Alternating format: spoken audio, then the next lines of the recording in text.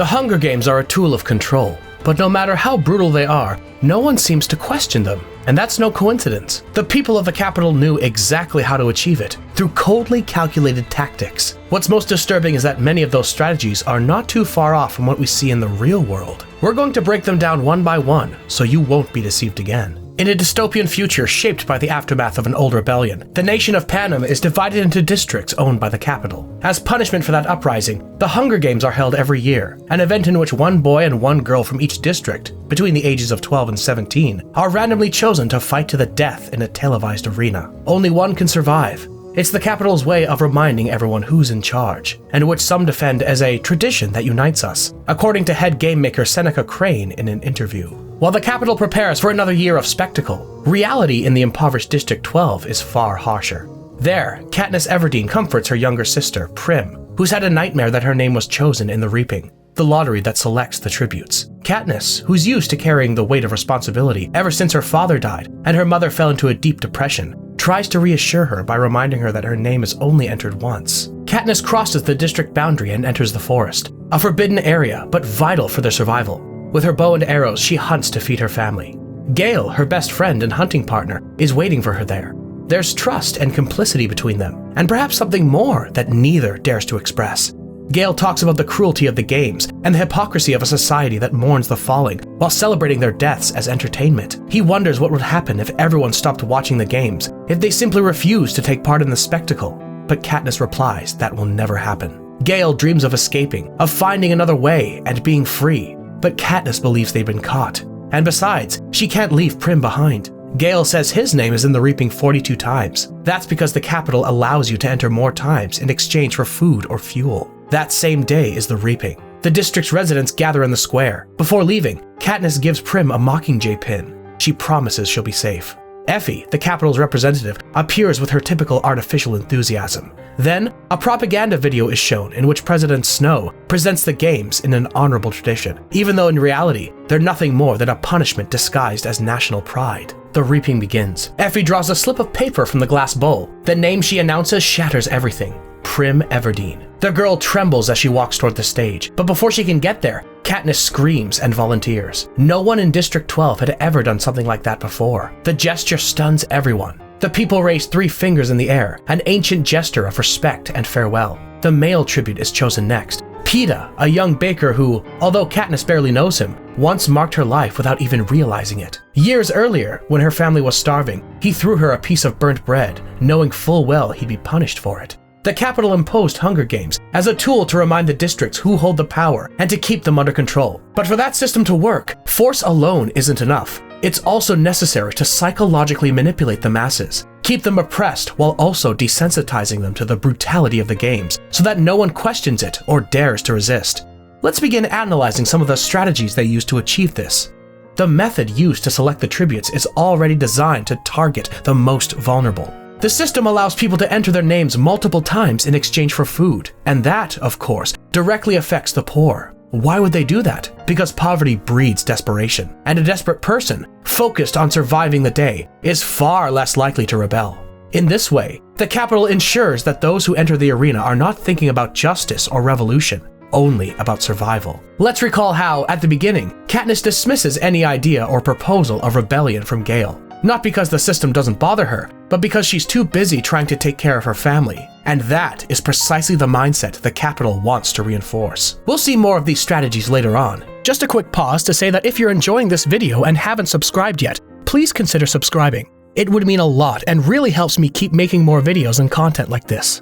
Alright, let's get back to the story. Peeta and Katniss are taken to the Justice Building, where they say goodbye to their loved ones. Katniss hugs Prim and reminds her of the most important things to stay safe. Prim gives her the Mockingjay pin for protection. Then Katniss speaks with her mother. She demands that this time she not collapse, that she stay strong for Prim. Gale enters, hugs her, and reminds her that she's strong, that she knows how to hunt, and that she should get a bow. Katniss and Peeta are taken to the capital on a luxury train, surrounded by feasts and tables full of pastries. Effie accompanies them, commenting that the best part of this opportunity is that even though they'll only be here for a short time, they'll get to enjoy crystal chandeliers, platinum doorknobs, and banquets. Another of the capital's strategies is revealed, disguising cruelty as opportunity. They sell the games as if they were a chance at a better life. Effie said it plainly, that the best thing about this experience was that, even if they were only here for a short while, they could enjoy certain luxuries. And if you win, you and your family are provided for permanently. Tempting, isn't it? But that reward is nothing more than a mechanism of control, because by offering a sliver of hope to escape poverty, they keep you trapped in it. People keep participating not just because they're forced to, but because they believe they might win.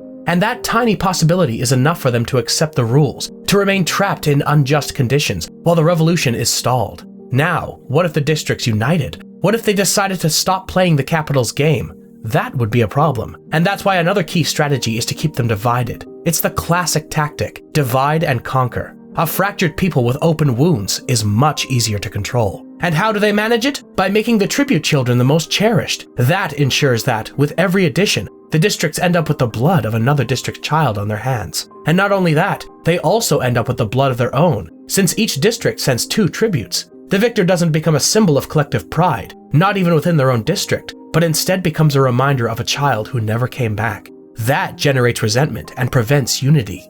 Then Effie introduces their assigned mentor, Haymitch, a former winner who now lives buried in alcohol and sarcasm. Haymitch seems resigned, convinced they have no chance, but when Katniss slams a knife into the table beside his fingers, it becomes clear she's not ready to give up so easily. During the train ride, Haymitch gives them their first major lesson.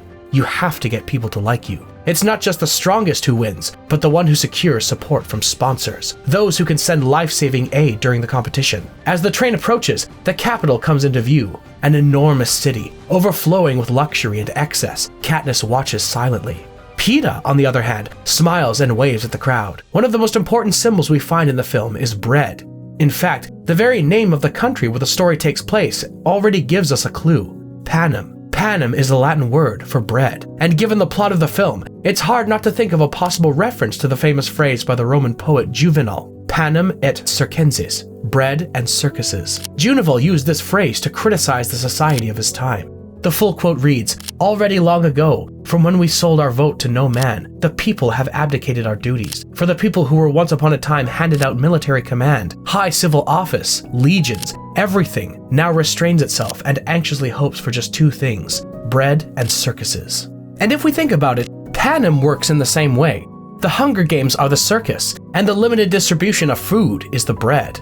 With that, the capital keeps the population under control. But the symbol of bread has more than one interpretation. Another layer of meaning comes to Peeta. Even his name already carries symbolic intent. Peeta, which sounds like pita, a type of bread. Peeta is quite literally the bread boy, because, as we saw, in one of the hardest moments of Katniss's life, it was he who threw her a piece of burnt bread so she could feed her family. From this perspective, bread becomes a symbol of compassion and hope, of giving bread to another. Katniss herself says it in the books. "To this day, I can never separate this boy, Peeta Millark, from the bread that gave me hope." But beyond that, bread can also be read as a symbol of inequality, because it draws a very clear line between those who have and those who don't. In the poorer districts, bread is scarce, something that can determine whether you survive a day or not. In contrast, in the capital, the abundance is grotesque. We see banquets, multicolored pastries, decorative dishes, and excess on the verge of absurd. The tributes are treated like celebrities. Katniss goes through a makeover center where she's cleaned and prepared as if she were a display piece. Her team of stylists is shocked by her appearance, unable to grasp that this dirt is part of her daily life. But among them, there is someone different. Cinna, her personal designer.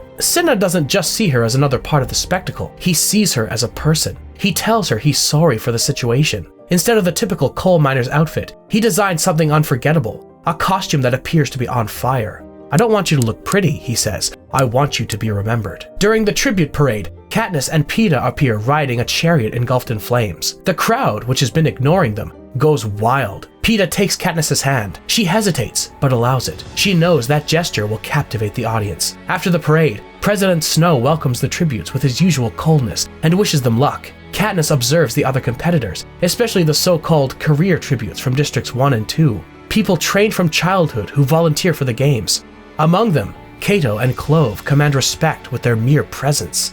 By this point, we can already see another capital strategy to desensitize the public to the brutality of the games: the sponsors. The capital allows citizens to send aid to the tributes they like, and this gesture seems to serve 2 very specific functions. The first relates to the sponsors themselves. It gives them the chance to feel like good people, without having to question the system that enables all of this. because these acts of generosity change nothing at the core. The injustice remains, the suffering continues. No one is saved from the cruel logic of the games. These gestures only erase the conscience of the one who gives, and this strongly echoes the criticisms that exist in the real world towards certain forms of charity that don't change anything structurally, but allow the donor to feel morally at peace. The capital needs that. A citizenry that feels empathetic and believes itself to be good, but doesn't question anything. And in the meantime, everything stays the same. Children die, the districts suffer, and the spectacle goes on. The second function of this system is that it forces the tributes to sell themselves emotionally to the public. Because if they can connect with the audience, then they have a better chance of surviving. And that focus on each tribute's story helps distract the public from the brutality of the event. They're no longer watching teenagers being eliminated. They're following a narrative arc.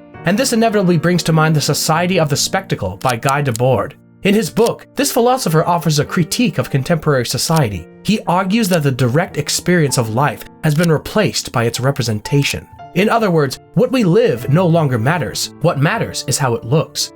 Real life is displaced by an edited, polished, and marketable version. The lives of the tributes, their emotions, their relationships, all of it becomes material to construct a story that entertains, that moves people, and that generates sponsors. It doesn't matter whether Katniss and Peeta really love each other. What matters is how their story looks on screen, because in the logic of spectacle, emotion has no value for what it means to the one who feels it, but only for the effect it produces in others.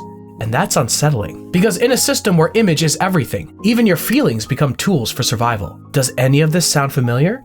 Today, many people feel that if it's not shown, it didn't happen. Accomplishments, breakups, sadness, protest, joy, everything has to go through the camera. It becomes hard to simply feel something if that feeling can't be turned into content. If Katniss doesn't kiss Peeta, the audience doesn't connect, and her life literally depends on whether people connect with her. It might sound exaggerated, but the dynamics aren't so far from what we see every day. People who know that if they present themselves a certain way, they'll get more likes, receive more validation or rewards. And in that context, not only emotions are transformed into images, identity is too. And while some part of her may be sincere, she also knows she's being watched. Thus, a society begins to take shape where life is no longer lived authentically, but constantly performed for an invisible camera that's always there, evaluating and demanding more. Now, this idea that image matters more than reality helps us understand how the capital deliberately glosses over violence to keep the audience hooked, without anyone stopping to question and wonder what's really going on.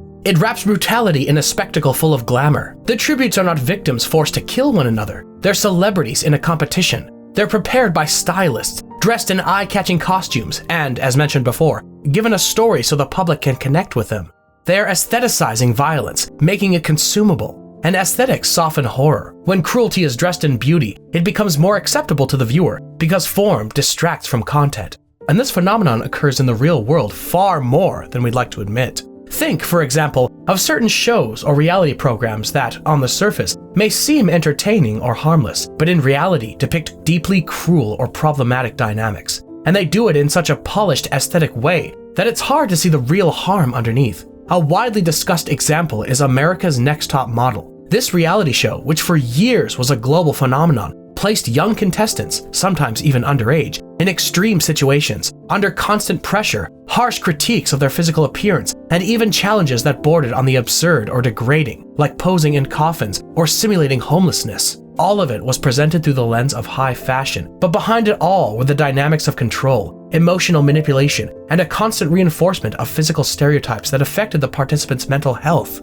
In the film, the Capitol knows exactly how to disguise cruelty with beauty, and that alone is enough to keep the public entertained, desensitized, and so fascinated that they no longer feel any outrage. And that is the greatest danger. When the visual, the pretty, takes precedence over the ethical or human substance, we lose our critical sense. What should provoke rejection or compassion becomes spectacle. And the most serious part is that, if we don't realize it, we can become part of the audience that applauds, while the horror continues behind the curtain. In the training center, the tributes prepare to survive. They learn everything from combat techniques to basic survival skills. Everyone wants weapons, but the instructor warns them that many will die from simpler causes. Rue, the small girl from District 11, moves silently, always alert. During a dinner, Peeta praises Katniss's aim, and she speaks of his strength. But when Peeta mentions that even his own mother thinks Katniss is the only one with a real chance of winning, he breaks down. He says he has no hope and walks away. Katniss also leaves, remembering the day he threw her the bread that helped feed her family. It was a gesture of compassion she never forgot. The time comes for the individual evaluation. Haymitch reminds them that they must stand out to secure sponsors. When Katniss enters, the game makers barely look at her. She misses her first shot, and they completely ignore her. She picks up another arrow and fires it straight into the apple in the mouth of a roasted pig placed before the judges. The arrow lands just inches from Seneca Crane's head. Katniss bows and says, "Thank you for your consideration." Then she walks out. When she returns, everyone is tense. Effie is scandalized, but Haymitch and Cinna are laughing. "Brilliant," says Haymitch through his laughter. That night, the scores are announced. Peeta receives an 8, and Katniss, to everyone's surprise, gets an 11, the highest score. President Snow watches everything carefully. Seneca admires Katniss's bravery, but Snow gives him a warning. A little hope is effective, but too much is dangerous. A spark can become a fire. Make sure you contain it.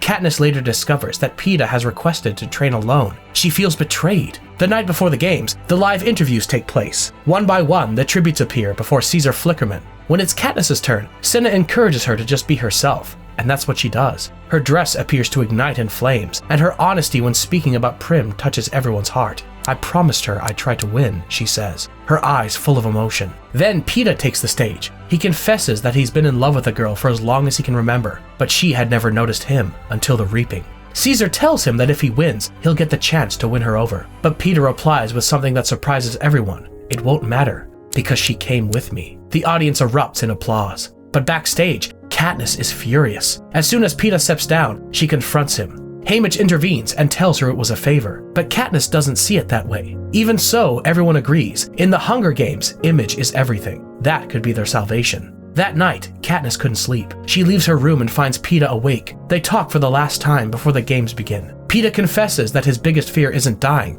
but losing himself. Katniss understands, but she can't think like that. She has to survive for Prim. Now, I'm going to begin a psychological analysis of Katniss. What's going on inside her? What drives her?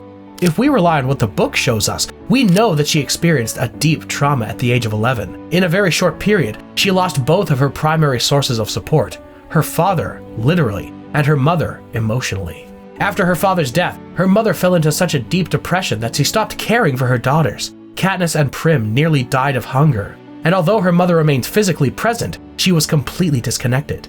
Katniss harbors deep resentment toward her because of that. We see it especially in the scene where she says goodbye to her family before leaving for the games. At just 11 years old, she became the head of the family. She likely suffers from post-traumatic stress. She has frequent nightmares, isolates herself, and seems to live in a constant state of alert. She became guarded, with a tough and defensive attitude toward the world. That's likely why, when Peeta said in the interview that he was in love with her, her first reaction was suspicion, because her instinct has always been to protect herself. And as often happens with children who have to care for others, she developed a strong protective instinct, especially toward Prim. We know that children can enter their names into the reaping more times in exchange for food or fuel, but Katniss never allowed Prim to do that. And when Prim's name was drawn at the reaping, she didn't hesitate for even a second to volunteer. It's clear that the only thing Katniss cares about is her family. She doesn't care about breaking the rules, like hunting in the forest, even though it's illegal if it means bringing food home. That's why, when Peeta said he didn't want to become what the Capitol expected of him, Katniss replied that she couldn't afford to think that way. She had to survive,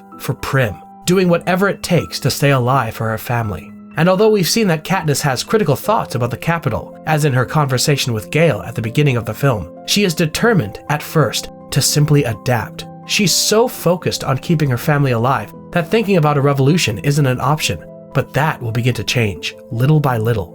At dawn, Haymitch gives them their final advice. In the center of the arena, there will be weapons, but going for them is a trap. Run, climb, find water, he tells Katniss, and don't move before the gong. Cinna gives her the outfit with the Mockingjay. If I could bet, I'd bet on you. Katniss enters the tube that takes her to the battlefield. She sees the arena for the first time, a forest surrounding the cornucopia. The gong sounds, the tributes run, fight, and die. Katniss grabs a backpack and flees into the forest, barely dodging a knife thrown by Clove. That night, 13 cannon blasts are heard. 13 tributes have died in just 8 hours. In the sky, their faces appear one by one. The career tributes from Districts 1 and 2 have allied and are hunting together. Peeta is among them. Has he joined them? The next day, the game makers manipulate the environment to force Katniss to move. They create a wall of fire in the forest. She manages to escape, but her leg is injured. She reaches the lake, but the career tributes find her. Katniss climbs a tree to take shelter. Peeta suggests they wait. Sooner or later, she'll have to come down. The next morning, Rue, hidden in another tree, points out a trackerjacker nest, venomous wasps that cause hallucinations and can be lethal. Katniss cuts the nest and drops it. Glimmer dies, the others flee, and Peeta shouts at her to run. Dizzy from the stings, Katniss runs and loses consciousness. She wakes up days later. Rue has taken care of her and becomes her ally. She tells Katniss that the careers have all the supplies stockpiled in a pyramid. Together they devise a plan. Rue will light fires to distract them, while Katniss destroys the food. When the careers see smoke, they run off to investigate. Katniss discovers that the area is rigged with mines. She shoots an arrow at a bag of apples, which triggers the explosives. Everything is blown to pieces. But when she returns, Rue is gone. She finds herself trapped in a net. Just as she frees her, Marvel appears and throws a spear that pierces Rue. Katniss kills him instantly. Rue dies in her arms. Katniss sings to her to comfort her, just as she used to do with Prim, and then surrounds her with flowers. Facing a camera, she raises 3 fingers in a gesture of respect. In District 11, the gesture sparks fury. The people rise up, and without intending to, Katniss ignites something stronger than fear: hope. Rue's death was just the turning point for Katniss. Rue reminded Katniss of Prim, her tenderness, her fragility, her age. Everything about her made Katniss think of her sister.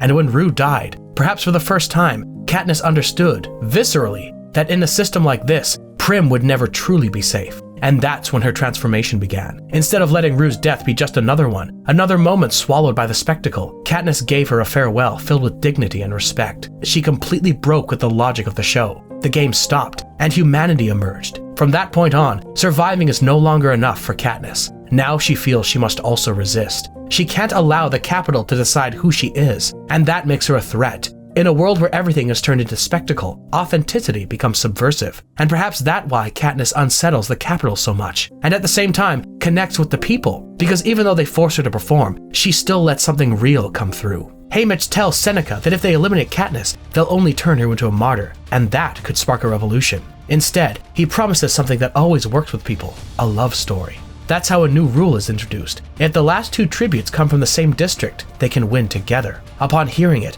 Katniss only thinks of one thing: Peeta. She finds him injured, camouflaged by the riverbank. She takes him to a cave, tends to him, and kisses him on the cheek. The wound in his leg is bad, but Katniss does everything she can to help him. She receives a gift from a sponsor, a pot of broth with a note that says, "Was that what you call a kiss?" Peeta confesses that he's always watched her. He remembers her singing at school, that he doesn't want to forget anything they've lived through. Soon, a feast is announced at the cornucopia, where each tribute will find something they desperately need. Peeta needs medicine, but he doesn't want Katniss to risk herself for him. She promises to stay. She gives him a better kiss, but once he falls asleep, she leaves. At the feast, Clove attacks and injures her. Just as she's about to kill her, Thresh, Rue's fellow tribute, appears. He saves Katniss and kills Clove. "Just this once, for Rue," he says, before disappearing. Katniss returns with the medicine and manages to heal Peeta. For the first time, they feel they might survive, but the danger isn't over. Foxface dies by accident after eating poisonous berries that Peeta had picked, unaware of their danger. When Katniss sees them, she decides to keep some, just in case. The game makers make their final move. They release the Mutts, monstrous hybrid creatures. Thresh dies. Katniss and Peeta run to the top of the cornucopia, where Cato attacks. Cato grabs Peeta, but Katniss shoots his hand, and Peeta punishes him. The Mutts finish him off. Just when it seems all is over, a voice announces a new rule change. There can only be one winner. Peeta offers to die, but Katniss refuses. They won't play by the rules. She pulls out the poisonous berries and decides they'll eat them together. Just before they do, the voice stops them and announces they have won the 74th Hunger Games. They return to the Capitol as heroes, but President Snow is not pleased. He knows what they did was an act of defiance. Haymitch warns Katniss that she must maintain the narrative. She must continue pretending it was all for love. In the interviews, she says she couldn't live without Peeta. He, on the other hand, doesn't pretend. He says he truly loves her. But the danger remains. On the train ride back, Peeta asks what will happen now. Katniss replies, "I guess we'll try to forget." But he doesn't want to forget. As District 12 welcomes them with joy, President Snow watches them from afar. In the end, what began to break the Capitol's control weren't grand gestures, but the small ones. Simple, yet genuine acts. People treating one another with compassion, even in the worst of circumstances. It all probably started with Peeta. When they were children, he risked a beating from his mother for burning bread just to give it to Katniss, who at the time was starving. He barely knew her, and still he chose to help. That piece of bread gave her hope. Then it was Katniss who volunteered as a tribute to save her sister. Later came Rue. And during a game designed to destroy all human connection, Katniss and Rue chose to trust and care for each other. Then came Thresh. He saved Katniss from Clove, and then spared her life because she had tried to protect Rue. Thresh, one of the strongest tributes, used his strength not to crush, but to protect. And in many ways, I believe he also planted in Katniss the idea that protecting others can be a way of fighting back. All of these gestures were, deep down, small acts of rebellion in a system that feeds on fear and selfishness.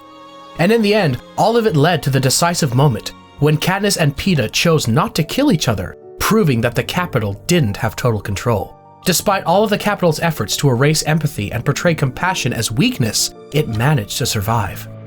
I once read a phrase that stayed with me. The Hunger Games taught an entire generation that the most revolutionary thing they could do was to be compassionate. And it's true, because when you live in a world that glorifies violence, that teaches you to distrust and survive at others' expense, to care, to empathize, to forgive, to protect, or to give bread to someone else, becomes a deeply subversive act.